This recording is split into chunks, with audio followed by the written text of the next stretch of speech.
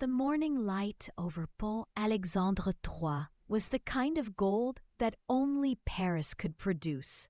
Warm, theatrical, impossibly flattering, as if the city itself had selected the perfect filter.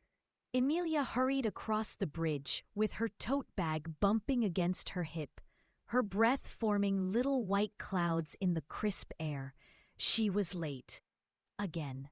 Her boots clicked on the pavement in a rhythm that sounded suspiciously like, "You should have woken up earlier." Merci, she muttered sarcastically at her own subconscious. She wasn't even late for anything dramatic, just Sylvie's informal check-in, which was code for a terrifying evaluation disguised as casual conversation. Emilia tightened her scarf and picked up her pace. A couple strolling by, a woman in a tailored wool coat and a man carrying a paper bag that smelled like fresh croissants, glanced at her as she zipped past. Paris moved slowly in the mornings. Emilia did not. As she turned onto Rue du Bac, her phone buzzed. "Mia, where are you, bébé?" Emilia laughed out loud and then instantly regretted it, because she spotted someone she very much wasn't ready to see. Gabriel, standing outside a small épicerie, holding a box of artisanal herbs, wearing that charcoal gray scarf that should have been illegal on someone who looked like that at 9:12 a.m. He saw her, she saw him. The world paused just enough to make her lose her step. "Bonjour, Emilia," he said, with that warm, soft-spoken tone that wrapped around her like velvet. "Morning. Bonjour. Hi. Sorry, I'm late. She gestured vaguely in the direction of her workplace, as if that explained why her heart had suddenly relocated somewhere near her throat. "You're in a rush," he offered gently, smiling. "I won't keep you." But he did keep her. With his eyes, with the little half-smile that said he wanted to say more, and with the faint scent of rosemary and something else. Something sharper, distinctly him. Before she could form a coherent sentence, a voice cut through the air like a blade. "Emilia!" Sylvie. Of course. Emilia practically jumped. "Gotta go! À bientôt!" Then she sprinted like her career depended on it, which, given Sylvie's tone, it might. 5 minutes later, Emilia stood in front of Sylvie's desk at the agency. Sylvie didn't look up. She continued flipping through a folder with dramatic slowness. "Late," Sylvie finally said. "Only by 3 minutes," Emilia offered. 3 minutes is the difference between a good impression and a juvenile one. Sylvie closed the folder and fixed her with a gaze that could burn through steel. "But that's not why you're here." Oh no, this was worse. Sylvie stood, swathed in her black silk blouse, and walked to the window overlooking the courtyard. "We have a new client," she said. Emilia perked up. Clients she could handle. Usually. Probably. "A couture house," Sylvie continued. "Maison Chevalier." Mia, who had been quietly pretending to organize her desk, let out a soft gasp. Even Julia, typing with exaggerated focus, froze mid-keystroke. Maison Chevalier, the Parisian luxury house everyone either secretly worshipped or feared. "They want an influenceur campagne," Sylvie said. "Something modern, disruptif, but impeccablement elegant. They requested you." "Me?" Emilia blinked. "Why me?" Sylvie finally turned around. "Apparently someone saw your accidental viral reel last week.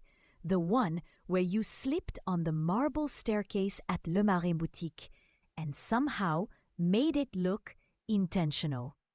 Emilia cringed. She had tried very hard to forget that reel. Well, she managed, at least it was elegant. "It was chaos," Sylvie corrected. "But fashionable chaos. which is apparently what Chevalier wants. Julian leaned over and whispered, "Better you than me, Sherry." Sylvie lifted a single perfectly sculpted brow. "You will meet with the creative director at noon. Do not embarrass us, and do not mention falling." "Got it," Emilia said, then added, "No falling." Then immediately regretted repeating it. Sylvie sighed, pinched the bridge of her nose. Why do I even try? Mia walked Emilia out of the office and looped her arm through hers. "Oh my God, Chevalier, that is massive. That is monumental. That is—" "Terrifying," Emilia supplied. "Yes, but in a chic way," Mia said. "Don't worry, bébé. You've got this." Emilia forced a smile, but her stomach was twisting. Maison Chevalier was legendary. Their reputation was flawless. Their standards were impossibly high. If she messed this up, Sylvie would bury her under the Seine. At exactly 12:01, Emilia walked into the Maison Chevalier headquarters, a breathtaking Haussmann building with crystal chandeliers and more marble than seemed structurally necessary. A receptionist guided her to a long hallway that smelled faintly of jasmine and old money. Then the double doors opened, and Emilia saw her, the creative director, tall, elegant, immaculately dressed in cream trousers and a minimalist silk blouse, eyes sharp enough to slice fabric. "Bonjour, Emilia Laurent," the woman said. "I am Margot Chevalier." Chevalier, as in the Chevalier. Emilia swallowed. "Margot gesture pour eux fallait. We have a problem," she said without preamble. "Our brand is being called too traditional on social media. Outdated, predictable." "Oh," Emilia said. "I'm sorry?" "We do not apologize," Margot said. "We evolve." "Right, yes, of course. Evolution." Emilia nodded rapidly as if she personally managed evolution. Margot stopped in front of a mannequin wearing a breathtaking black gown. Architectural, dramatic, a sculpture disguised as clothing. "We want something bold," Margot said. "Something playful. Something only a foreign eye can see." Emilia tried to process this. She felt a flicker of excitement and panic at the same time. "We want you," Margot continued, "to design the entire creative direction for our mid-season capsule drop." "Me?" Emilia squeaked. "You." No pressure. None. Zero. Emilia forced herself to breathe. "Okay, yes, I can do that." Margot studied her for a long moment. "We will see." When Emilia left the building, her legs felt like soft cheese. She leaned against the stone facade, inhaling the chilly air, and muttered, "What did I just agree to?" Her phone buzzed. Gabriel. "Are you free later? I made something, and I think you'd like it." Her heart did a little somersault. But before she could answer, another message arrived. "Margot Chevalier, dinner, 8 p.m., Lillimont. Do not be late." Emilia's stomach dropped. Dinner with Margot at one of the most intimidating restaurants in Paris.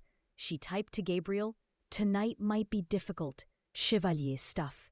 Gabriel, "Tomorrow then." Emilia, "Tomorrow." Bonne chance. Her breath caught. She needed it. Emilia woke the next morning to the soft Parisian light filtering through the thin white curtains of her tiny chambre de bonne. For a moment she forgot where she was, until she heard the distant hum of scooters, the clinking of cups from the café below, and someone shouting a cheerful bonjour outside. She sat up, heart fluttering again with that same nervous, excited energy from yesterday. The city still felt unreal, like stepping into someone else's dream. Her dream, technically, though she was beginning to understand that dreams in Paris came with a little bit of sharpness at the edges. Today was her second day at Maison Lumière, and she was determined to redeem herself after yesterday's awkward introduction with Sylvie and the team. She rehearsed little phrases while brushing her hair. Je suis ravie de travailler avec vous. Pardon, je ne comprends pas. Pouvez-vous répéter, s'il vous plaît? Half the time she mixed them up, but enthusiasm counted, she hoped. She chose an outfit she thought would feel professionally Parisian. A structured cream blazer, soft blush blouse, and tailored high-waisted trousers. Elegant, but still Emilia. Bright enough to feel like herself, but not so bright that Sylvie. Her walk to the office was lovely, as almost everything in Paris insisted on being. The sun was still low, glimmering on the Seine like a ribbon of gold. A boulangerie filled the street with the smell of warm croissants. Emilia couldn't resist.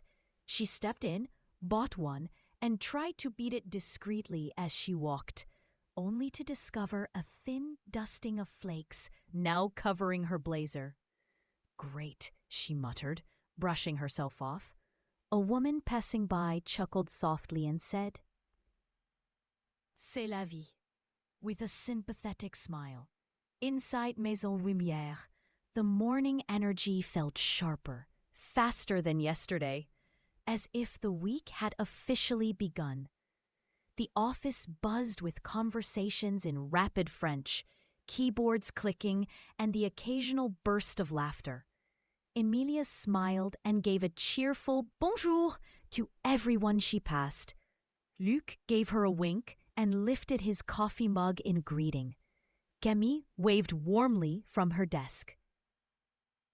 Mia whispered, "You look cute, girl." But Sylvie didn't even raise an eyelash, which Emilia assumed meant she wasn't in trouble. Yet, she sat down, opened her laptop, and immediately saw a message from Sylvie. Need updated talking points for the Claire Beaupré fragrance pitch. Noon. Do not be late. Emilia froze. The Claire Beaupré pitch wasn't until next week. Or was that the internal pret meeting or the pre-pre meeting? She scrolled frantically through the shared calendar, only to realize her entire view was set to Chicago time. Every meeting was shifted by 7 hours. Yesterday, she must have clicked something without noticing. "Oh no, no," she whispered. Her heart thumped. She checked again. The internal pitch meeting was today, in less than 4 hours. She dove into the presentation like her life depended on it. She reviewed last year's notes, skimmed interviews with Claire Beaupré, searched through Maison Lumière's archive. She drafted points, redrafted, rearranged, polished. She barely breathed. At 11:48, she took a deep breath and sent the final document to Sylvie. A response came instantly.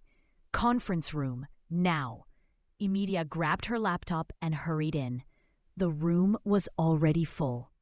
Luc leaning back with his usual smirk, Camille flipping through printouts, Julien looking like he was born pressed and perfect.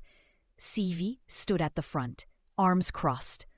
But someone else was there too, a woman Emilia hadn't seen before, impeccably dressed in a sleek black dress, red lips, hair in a perfect chignon. The kind of woman who looked like this, Sylvie said coolly, is Colette Marchand, Claire Beaupré personnelle liaison. The woman gave Emilia a brief, assessing glance. Not unkind, but sharp, like she was measuring her. Sylvie continued. She will be reviewing our pitch preview today. Emilia's stomach twisted. A liaison? From the actual brand, here, today, evaluating the very document she had just pieced together in the last frantic hours. They began reviewing the deck, slide after slide. At first, things seemed fine. Colette nodded, murmured a soft bien once or twice. But then they reached the section Emilia wrote entirely on her own, the American insights Sylvie had told her she'd be contributing. This part, Colette said slowly, tapping the page. Sylvie didn't defend her. Of course she didn't. Luc winced sympathetically. Camille gave Emilia an encouraging smile. Julia didn't blink. We do not position Claire's brand as Parisian dreams made simple, Colette added. It is not simple. It is heritage, complexity, femininity with teeth. I understand, Emilia said softly. We'll fix it, Sylvie concluded. The meeting ended. People filtered out. Colette spoke quietly with Sylvie for a moment, then left with a crisp nod. Emilia gathered her things, trying to breathe past the embarrassment tightening her chest. Hey, Mia whispered, touching her arm. Don't take it personally. Colette is intense, like she eats confidence for breakfast.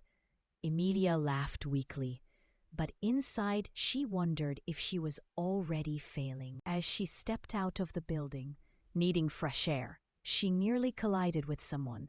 Strong hands caught her by the elbows, steadying her. Careful, a warm voice said. Emilia looked up. It was Etienne, the charming neighbor from her building, dressed in a light wool coat and holding a bag from a nearby pâtisserie. Oh, hi, she breathed, still startled. He tilted his head, studying her expression. Tough day? She nodded. Etienne offered a small smile. Come, walk with me. Paris est quindre quand tu l'aides de t'entendre. Et pour un moment, Emilia se laisse suivre. Emilia ne savait pas vraiment combien toute l'après-midi a vanni, jusqu'à ce qu'elle soit dans l'agence, et voit la ville envoilée du double coup de métan. Paris est gentil avec cette heure, moins un tourouille de bruit et d'ambition, et plus une ville tranquillement expire après la longue journée. But the calm around her contrasted sharply with the rapid, nervous beating inside her chest. She was meeting Gabriel for dinner. Not a date, not at all, just dinner.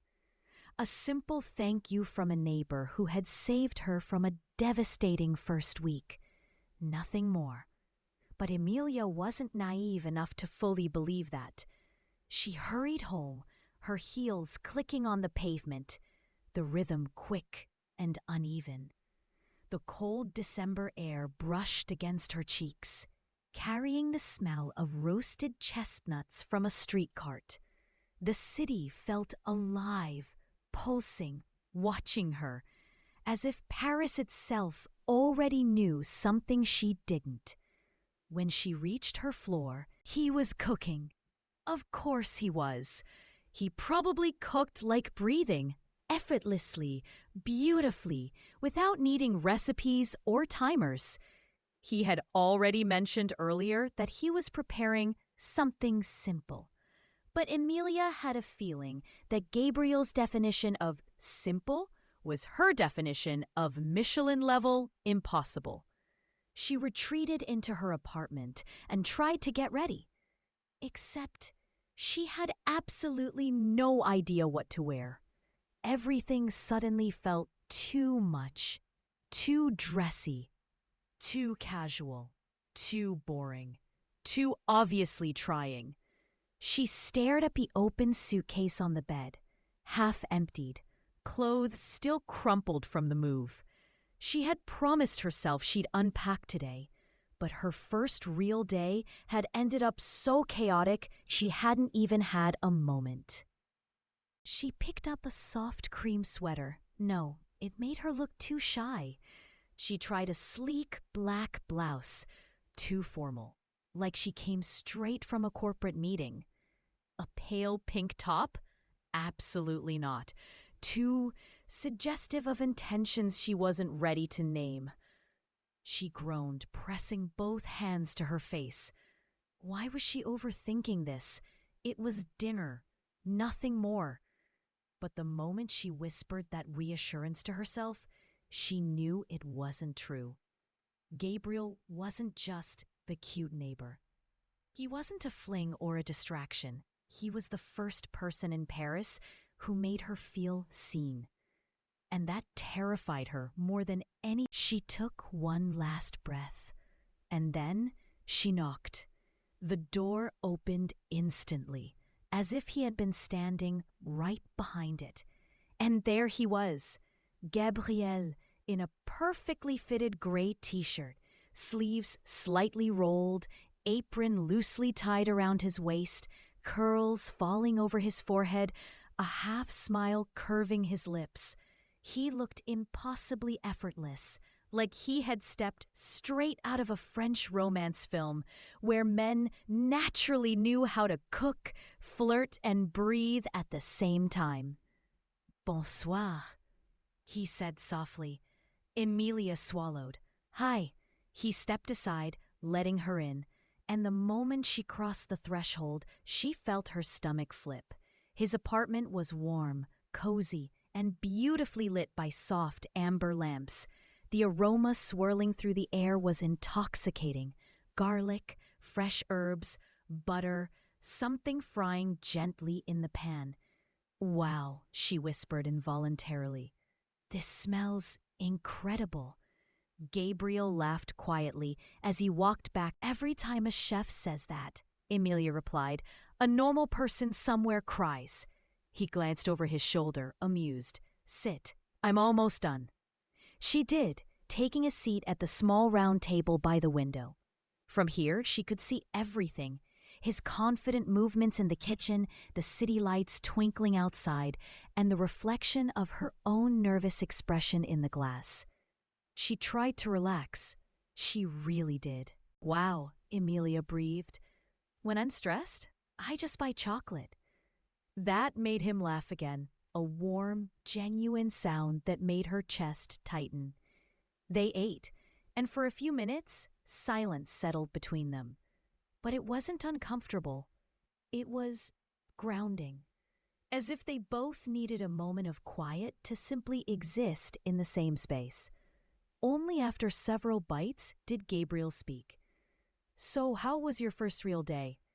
The question sounded simple, but coming from him, it felt like the door to something deeper. It was, Emilia hesitated, searching for the right word, intense. How so? She exhaled slowly. Well, for starters, I nearly had a panic attack in the bathroom before my meeting. Gabriel set down his fork, his expression instantly softening. You did? Mm-hmm. Why? She stared down at her plate. Because I want to succeed. Because I'm scared I won't. Because Paris feels like too many dreams fighting for too little space. But she didn't say any of that. Instead, she said, I just didn't want to mess up. You didn't, he said quietly. Her chest warmed. You don't know that. He smiled gently. I do. How? He held her gaze. Because you're here. Still standing, still trying. In Paris, that already counts as a victory. She didn't breathe for a moment. There was something about the way he looked at her. Not with admiration, but with understanding.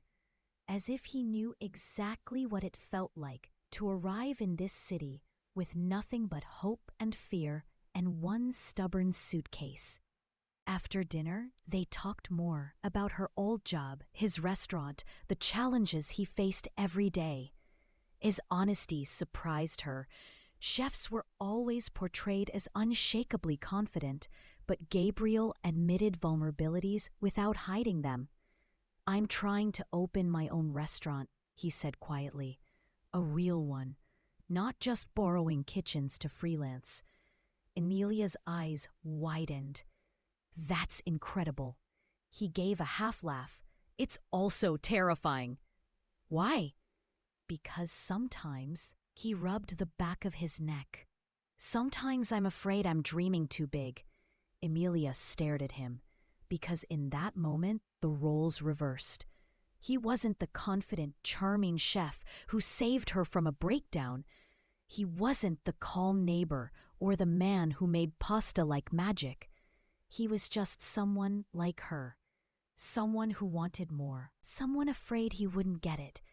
And somehow that made her like him even more. "You're not dreaming too big," she said softly. "You're dreaming big enough." Gabriel looked at her for a long moment, eyes warm, thoughtful, searching. "You really believe that?" "I do." A beat of silence, a shift in the air. Something unspoken settled between them, delicate, fragile, hopeful. Later, when he walked her to the door, the hallway felt too quiet. The lights were dim, the air warm.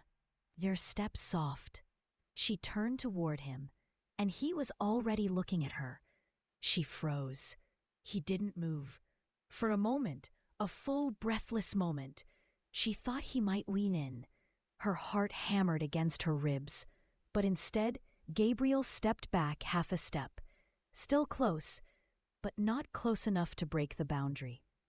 "Good night, Emilia," he said softly. Her voice almost failed her. "Good night." She walked into her apartment, pulse unsteady, mind buzzing, and leaned her back against the closed door. Her entire body felt warm, alive, electric. Something was beginning, something she couldn't define, something she wasn't sure she should define. Not yet, but it was real, and it scared her, in the best possible way. The next morning, Emilia arrived at Maison Lumière feeling more awake than she wanted to admit. Paris had a way of forcing wakefulness upon you. The traffic horns on Rue de Rivoli, the loud espresso machines from cafés, the smell of croissants drifting aggressively into your conscience. It was impossible to stay half asleep in this city. But today, the air inside the office was different. Tight, quiet, like a violin string pulled too far. Emilia stepped inside, scanning the room. The interns were whispering in a cluster. Alain pretended to type, but kept glancing at Sylvie's office with visible fear. The social media girl, Zoe, was pacing near the espresso machine as if waiting for a verdict. "Bon matin," Emilia offered cautiously. Everyone turned. Everyone stared. Everyone looked like someone had died. Zoe rushed to her, wide-eyed. "Oh my God, Emilia, you haven't checked Slack yet?" "No? Should I?" Zoe exhaled a slow, dramatique "Mon Dieu." "Oui, immédiatement." Emilia pulled out her phone, expecting something small. A schedule change, maybe a client rescheduling a shoot. What she saw instead almost made her drop the phone. Hashtag Luxe Paris Crise. Hashtag Maison Lumière embarrassment. Her report, her bright, optimistic, naive midnight report, had leaked online. Not just online, trending online. Someone had taken screenshots of her internal pitch deck, the one she stayed up all night perfecting, and posted it on social media with mocking commentary. And now Paris was laughing. This can't be real," she whispered. Zoe whispered back like someone announcing a royal death. It went viral in 16 minutes. 16 minutes. The same amount of time it took her to commute to work. Oh, God. She scrolled through the posts, people tearing apart her ideas, calling them childish, too American, tellement cliché. Some people said Maison Lumière was losing its touch. Some blamed Camille. Some blamed Sylvie. But most blamed her. Her stomach dropped so fast it felt physical. "No, no, no, no," Emilia repeated, pacing now. "This was internal. This was between me and Camille. How would this even It was an accident, Zoe whispered. Someone clicked the wrong button yesterday. One of the assistants uploaded it to the public press folder instead of the internal one.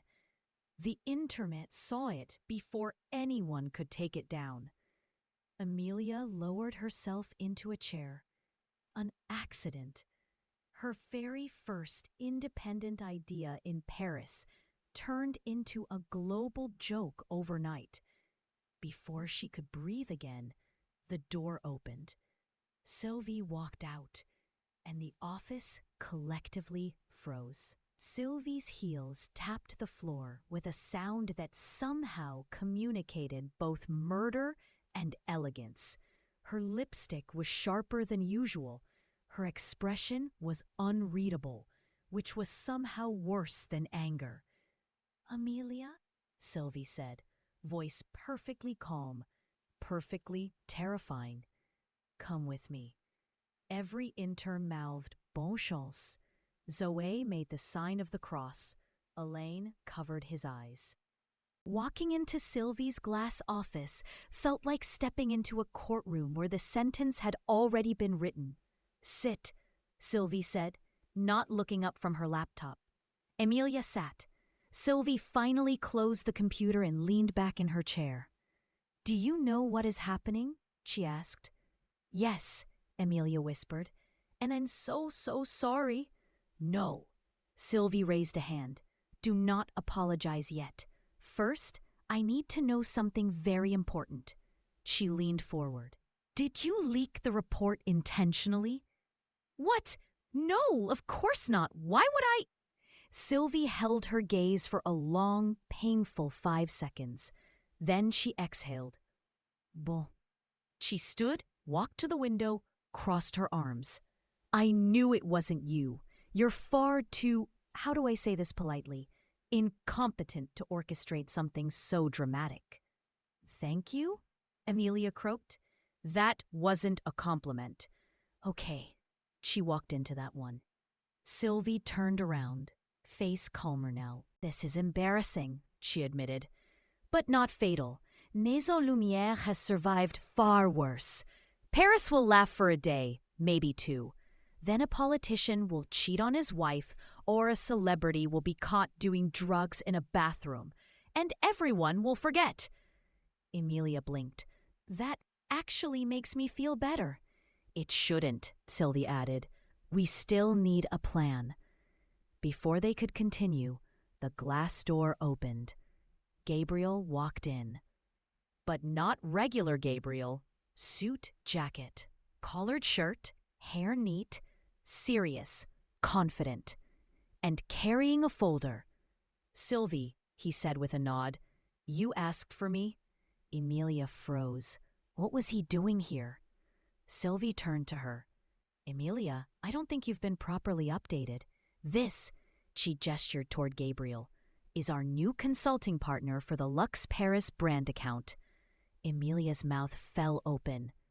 "You're working with Maison Lumière?" Gabriel gave her a small, apologetic smile. "Surprise!" Surprise? This was not the moment for surprises. Sylvie continued.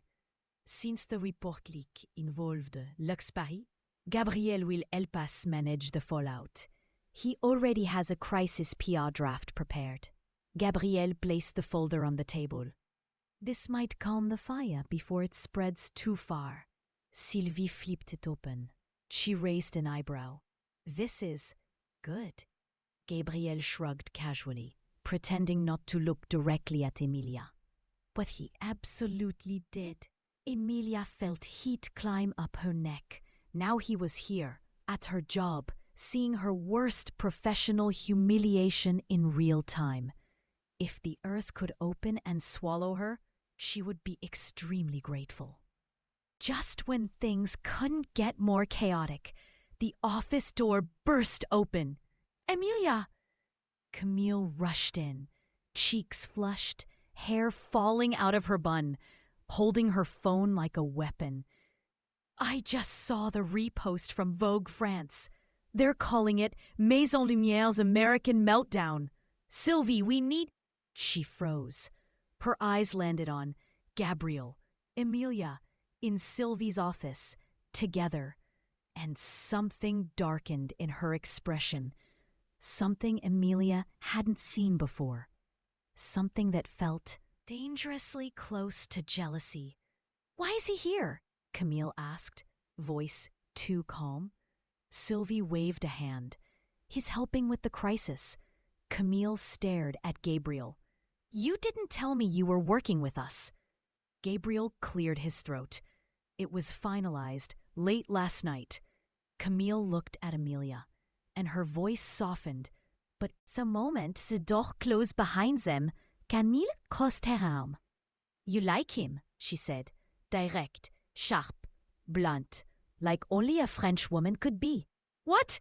No, I barely know him." Camille raised an eyebrow. "Emilia, please. I'm not blind." Emilia swallowed. "This isn't about him. It's about the report." "Yes," Camille said slowly. "But Crise reveals things, relationships, loyalties, intentions." She exhaled. "Listen, I want to trust you, but you're new, and Paris is complicated." Emilia nodded. "Throat tight. I won't be a problem," she said quietly. Camille studied her. "We'll see." By noon, the crisis went from bad to catastrophic. A TikTok creator made a parody of Emilia's report. A fashion blogger made a meme calling her idea Barbie-level marketing. A journalist tweeted, "Maison Lumière hires American intern. Results as expected." Soon, Emilia wasn't just anonymous. She was the face of the embarrassment. She sank into her chair, overwhelmed. But then a message popped up on her screen from Gabriel. "Gabriel, meet me downstairs in 10 minutes. I have an idea." She stared at the message. Her heart tugged. Her logic screamed no. This was not the time. This was not appropriate. This was dangerous. But her curiosity beat everything else. She stood. Zoe whispered, "Are you going to him?" Emilia whispered back, "No, maybe, yes, I don't know." A gentle one. The kind that made her pulse skip. "Café crème?" he said, holding out one cup. "You look like you need it." She hesitated. A tiny internal scream echoed inside her. Accepting coffee from a man like Gabriel was dangerous. It created stories where none existed, invitations where none were intended, Parisian misunderstandings that had a habit of turning into something more complicated than anyone planned. But she took it anyway, because it smelled good, because she was exhausted, because she wanted to. "Thank you," she said softly. He nodded toward a small, quiet street nearby. "Let's walk." They moved slowly down the narrow lane, lined with soft pink blossoms drifting from the trees. A light breeze pulled at her hair. The city hummed, just enough to feel alive, but not enough to overwhelm. After a moment, Gabriel spoke. "Emilia, tell me honestly, are you okay?" There it was, the question she'd been avoiding all day. She took a slow breath. "I'm trying to be," she said finally. "But honestly, no, I'm embarrassed. I'm overwhelmed. And I feel like everyone in Paris thinks I'm a joke." Gabriel shook his head. "Not everyone. You saw Twitter. I did. And the memes? Also that. And the Vogue headline?" He winced. "Okay, that one was brutal." Emilia let out a helpless laugh. Gabriel smiled. "But listen," he said, softer now. "You didn't cause this. Someone else made a mistake. You're just the face people chose to blame." She stared down at the coffee cup. "But maybe they're right," she whispered. "Maybe I don't belong here. Maybe Paris is too much for me." Gabriel stepped in front of her, forced her to look at him. Emilia, he said, voice low, steady. You belong here more than you think. Something in her chest cracked open. The honesty of it, the sincerity, the way he said her name like he meant it. Thank you, she said, barely a whisper. They stood there for a long moment. The world felt strangely quiet. And then a camera shutter clicked. Once, twice. Emilia turned sharply. A girl across the street held her phone up, recording. Oh my God, the girl whispered. It is her, the American, the one from the leak. Gabriel stepped slightly in front of Emilia instinctively. But it was too late. The girl was already typing furiously. And Emilia knew, with a sinking feeling, that she had just become an even bigger story. By the time they returned to the office, the new post was already circulating. Leaked campaign girls spotted getting cozy with Maison Lumiere's consultant. And worst of all, Camille had seen it. She waited near the glass doors like a storm. Emilia, she said tightly. A word. Gabriel stepped forward. I'll talk to her too. Camille shot him a glare sharp enough to cut glass. No, this is between me and her. Emilia swallowed and followed. They walked into a small meeting room, and Camille closed the door behind them with a quiet, controlled click. Explain, Camille said. Emilia lifted her hands helplessly. It wasn't what it looked like. He asked me to step outside because he had an idea for fixing the campaign. And the coffee. He brought it. I didn't ask. And the photo. I can't control what random people post. Camille paced, then turned sharply. Emilia, you're in Paris now. People watch. People gossip. Everything becomes a story. And right now, you are the center of a bad story. Adding a mysterious walk with our consultant, not helping. I didn't mean. I know, Camille snapped, then softened, rubbing her forehead. I know you didn't mean anything. But Sylvie is furious. The client is nervous. And now people think you're flirting with the guy who's supposed to solve the crisis. It looks bad. A sting burned behind Emilia's eyes. I'm sorry, she whispered. Camille's expression softened further. I'm not angry at you, she said quietly. I'm worried because this city, it tests people. It tests their loyalty, their boundaries, their hearts. She paused. And I don't want you to get hurt. Something about the way she said it felt deeper than work. Like she had been hurt this way before. Like she saw herself in Emilia, the hopeful girl arriving in Paris, unaware of the emotional risks waiting around every cobblestone corner. Emilia nodded. I'll be careful, she said. Camille gave her a long, searching look. Then she nodded too. Good. The rest of the afternoon passed in tense silence. Every time Emilia typed, she felt eyes on her. Every time she moved, someone stopped whispering. Every time she checked her phone, another notification about the leak appeared. At 5:42 p.m., Sylvie emerged from her office. Conference room, she announced. Now. Everyone followed like obedient schoolchildren. Sylvie stood at the head of the long table. Congratulations, she said dryly. This might be the biggest public embarrassment Maison Lumiere has had in 4 years. No one breathed.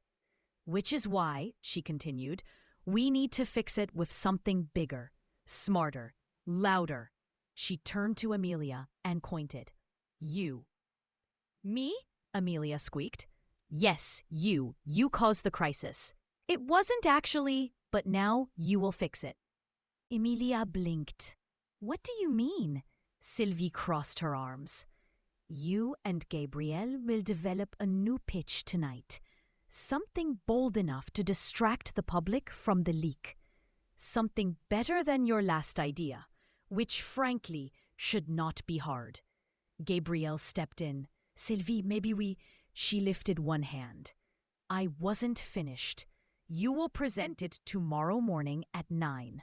Sharp. Emilia's heart nearly dropped to the floor. Tomorrow morning? That's 12 hours, Sylvie said. Use them wisely. She turned on her heel and left. The meeting dissolved into chaos. People whispering, guessing, panicking. Gabriel walked over to Emilia, slow and steady. Well, he said softly. Looks like we're working late. She sank into a chair. This day keeps getting worse. Or, he said with a small smile, it's about to get more interesting. She stared at him. Gabriel, what if I mess this up too? He met her eyes. You won't. How can you be so sure? He held her gaze. Because you care, he said simply. And people who care don't fail. They fight. Something warm spread through her chest. A flicker of hope. A flicker of something else she didn't want to name. Okay, she whispered. Let's fight. And together, side by side, they opened their laptops. The clock ticked painfully toward midnight, and Emilia's next mistake was waiting right around the corner. The café was louder than usual that evening. A Friday buzz, warm lights, clinking glasses, a mix of French and English chatter bouncing off the tiled walls. Emilia tried to focus on her laptop, pretending she wasn't exhausted, embarrassed, and dangerously close to crying into her cappuccino. She kept replaying the mistake in her head. The wrong conference room, the wrong presentation, the wrong client. Her wrong client. She could still hear her boss's voice. We do not improvise here, Emilia. We prepare.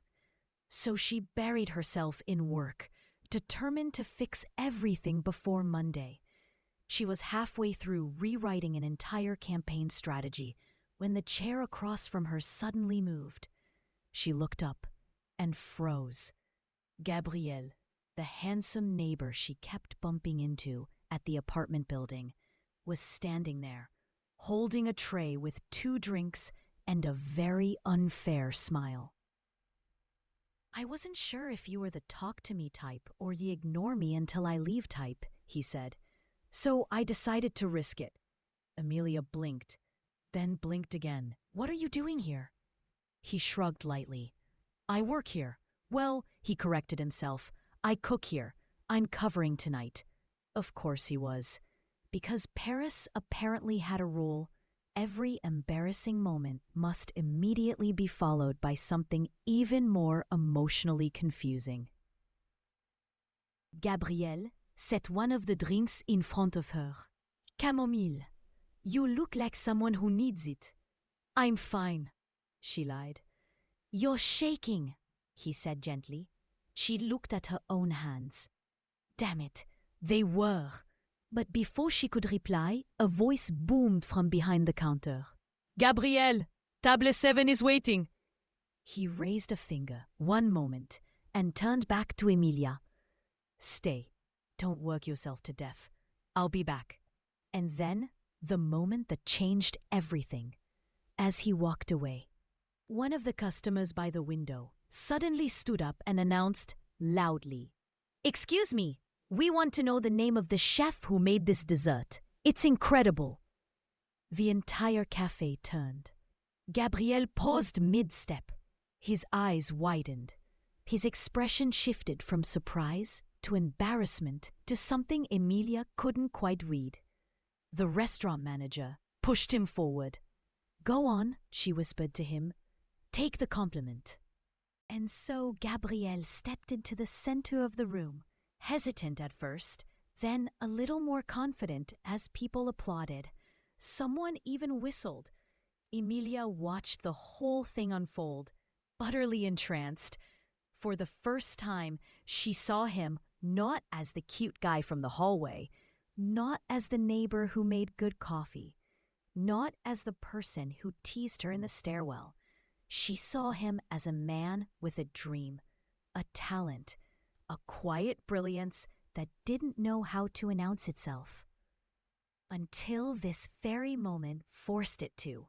His eyes scanned the room and landed on her, just for a second, just long enough for her heart to melt into something warm and terrifying.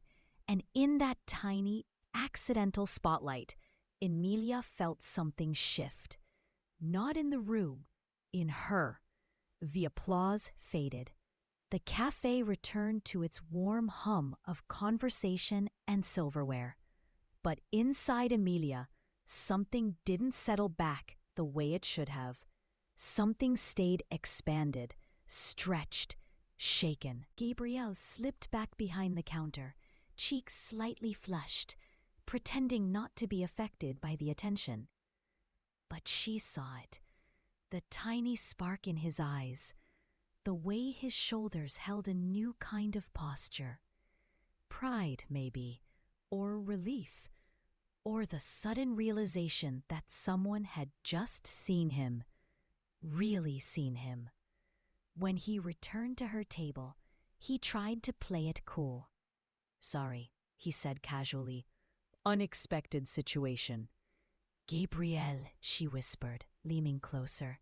"You're incredible." He blinked. But when she went back to her laptop, everything inside her felt wrong. Her campaign draft suddenly looked paper thin. Her ideas seemed flat. Her motivation felt cracked. She realized it wasn't the work. It was her, or rather, her fear. She kept hearing her nothing came out. He leaned in, elbows on the table, studying her with a seriousness she wasn't prepared for. "You crumble when someone criticizes you," he said, "but you glow when someone believes in you. Why?" She stared at him, stunned. How dare he see that? How dare he say it out loud? But also, how dare he be right? She began, voice cracking. "I messed up today, really badly." He waited. She swallowed. Her voice shook. "My boss thinks I'm incompetent. And maybe she's right. Maybe I was stupid to think I could just move here and be good at something immediately." Gabriel exhaled slowly. "Emilia," he said, "you moved to Paris alone. You built a life from scratch. You're working, trying, failing, trying again. That's not incompetence. That's bravery." Her eyes dropped to her hands, still trembling slightly. He reached out and gently covered one with his. It wasn't romantic. Not yet. It was grounding, steady, warm. "You're allowed to make mistakes," he murmured. "That's how everyone starts, even me." She let out a strangled laugh. "You? The cafe hero of tonight?" "Oh, please," he scoffed. "You didn't see the disaster of my first day here. Or my second. Or my third." Her lips twitched. "What happened?" He smirked. "My souffle imploded. Twice. The owner almost fired me before I even got my apron tied correctly." She laughed, a real shaky, healing laugh. Then silence settled. But it wasn't uncomfortable. It was understanding. Maybe even intimacy. But then something in the air shifted. A group of customers entered. Loud, energetic, clearly celebrating something. One of them called out, "Gabriel, come join us when you're done. Big night." He stiffened. And for the first time, Emilia saw a shadow cross his expression. A hesitation. A flicker of pain. "Friends?" she asked. He hesitated. And just like that, the warmth between them cooled. Not because of jealousy, but because she sensed a secret, something unsaid, something heavy, a past, a wound, a story waiting to surface, one he wasn't ready to tell. But she didn't push. Instead, she whispered, "I should go." Gabriel stood quickly. "Emilia!" "It's okay," she said softly.